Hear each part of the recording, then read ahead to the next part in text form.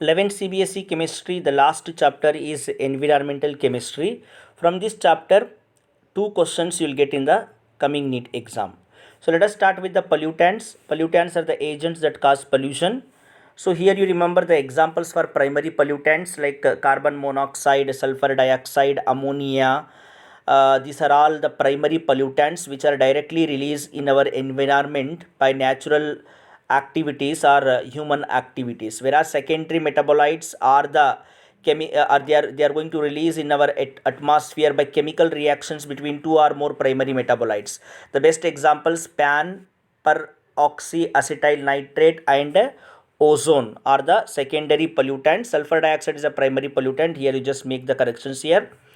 Then the regions of the earth, troposphere is the lowest region of our atmosphere, in which organisms lives, and it extends up to 10 kilometer from the sea level. And troposphere includes air, water vapors and clouds, whereas stratosphere is a layer of atmosphere above troposphere, and it extends between 10 to 50 kilometers above sea level. And in stratosphere we are going to find nitrogen, oxygen, ozone, little water vapors. So major tropospheric pollutants are the oxides of carbon, nitrogen and oxides of sulfur. In addition to that, hydrocarbons, hydrogen sulfide and ozone also the major pollutants in the troposphere.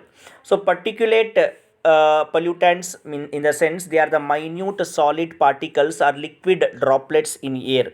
They are going to consider as particulate pollutants. In that, some weighable pollutants are there that includes bacteria, fungi, molds and algae. They are weighable, means living, whereas non-weighable includes smoke, dust, mist and fumes. These are the non-weighable particulate pollutants. Particulate pollutants means minute solid particles, or you can find liquid droplets in the air. Now in greenhouse effect, we have to remember that there are certain gases like carbon dioxide, methane, ozone, nitrous oxide N2O and water vapors, and in addition to that, freons or chlorofluorocarbons. They are going to trap the heat energy. They are going to trap the heat energy. As a result, global warming is going to come. Global warming, in the sense, rise in the temperature of earth atmosphere, and that phenomena is considered as greenhouse gases. Here you have to remember the gases which are going to trap the heat: carbon dioxide, methane, ozone, N2O, water vapor and chlorofluorocarbons. And remember, here carbon dioxide is a major contributor to global warming. It is going to absorb excess heat energy in the atmosphere. Then acid rain, normal rain pH is 5.6 because of presence of hydrogen ion. Normal rain. If less than this pH, then definitely it is acid rain. If you find less than this pH, 5.6, less than that, if you are finding in the rain, then it is considered as acid rain. And the decrease in the pH, the acid rain, is because of the dissolution of acidic oxides like sulfur dioxide, nitrogen dioxide in the rainwater, which are going to produce acids like sulfuric acid and nitric acid. Because of that, the pH is going to reduce below 5.6 and causes acid rain. Smog in the sense dark fog having smoke, dust, gases and water vapors, that is called as smog. And remember, it is the most common form of air pollution. Smog is the most common form of air pollution. There are two types here. Important for the exam is the types of smog. Classical smog, remember, it is also called as reducing smog or London smog, okay, and occurs in cool humid climate. Which one? Classical smog or reducing smog or London smog. It is in cool humid climate. Example: smoke, fog and sulfur dioxide. Whereas second type is photochemical smog. Remember, it is oxidizing smog or Los Angeles smog, and it is occur in warm, dry and sunny climate. Which one? Photochemical. Warm, dry and sunny climate. Example: oxides of nitrogen, ozone, formaldehyde, acrolein, pan. These are responsible for photochemical smog, and this photochemical smog causes headache, chest and throat infection and damage to plant. And particularly ozone and pan are responsible for eye irritant. Ozone and pan are responsible for eye irritant. They are also called as secondary pollutant. Remember.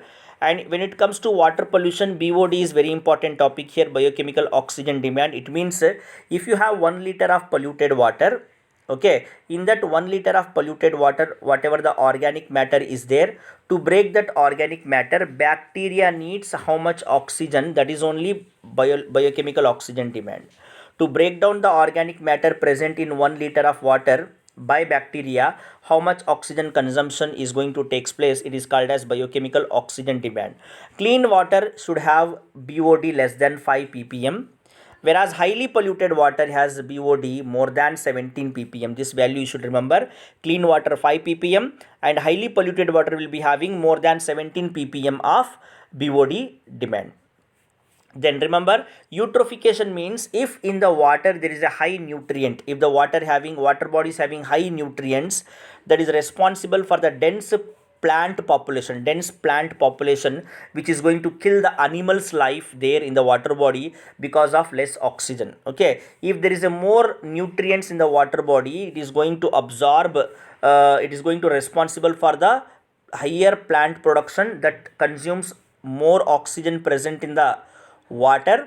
Because of that less availability of the oxygen, the aquatic animals are going to kill. Now there are certain minerals whose limit we are going to learn, and if it cross the limit, what happens of such water use we are going to see. Fluoride limit is 1 ppm. If it is more than that, it is harmful for bones and teeth. Sulfate limit is up to 500 ppm. If it is more, it is responsible for laxative effect. Nitrate limit is 50 ppm. If it is more than that, it is responsible for blue BB syndrome. Lead limit is 50 ppb, parts per billion. If it is more than that, it damages kidney, liver and reproductive system. Remember this limit. Then ozone layer damage is because of the freons, chlorofluorocarbons. Okay, we know freons are used in aerosol sprays, refrigerator and AC. Now that freon, that chlorofluorocarbons react with the oxygen by free radical process. Remember free radical process. Chlorofluorocarbons react by free radical process. And most important point here is nitric oxide rapidly deplete ozone. It is going to rapidly deplete the ozone. And major soil pollutants includes insecticides, DDT, pesticides, herbicides. Example NaClO3, Na3ASO3. These are the herbicides, are the responsible for soil pollution. Biodegradable insecticides includes organophosphates, carbamates, and most serious water pollutants, the presence of pathogen in the water. And steel plant produce non biodegradable industrial waste. And green chemistry means it is a reduction in production of pollutants and waste is considered as green chemistry. And green fuel is the fuel obtained from the plastic waste.